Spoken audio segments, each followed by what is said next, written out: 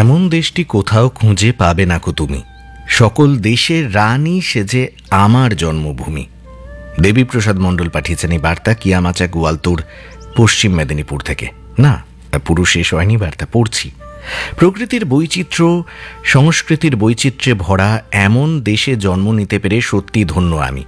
দিগন্ত বিস্তৃত নীলা আকাশের তলায় যুগ যুগ ধরে ভারতীয় সংস্কৃতির মূল মন্ত্র বসুধৈব কুটুম্বকম বহমান। কেউ পর নয়, সকলেই আমরা সকলের তরে, প্রত্যেকে আমরা পরের তরে।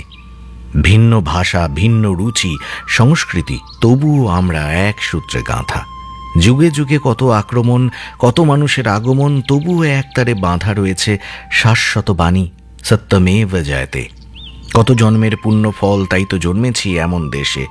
সর্বধর্ম নিয়ে যুগ যুগ ধরে ভারতীয় সংস্কৃতি সভ্যতাকে বিশ্ব পরিবারে এমনভাবে স্থাপন করে রেখেছে যা অন্যদের কাছে শিক্ষণীয়।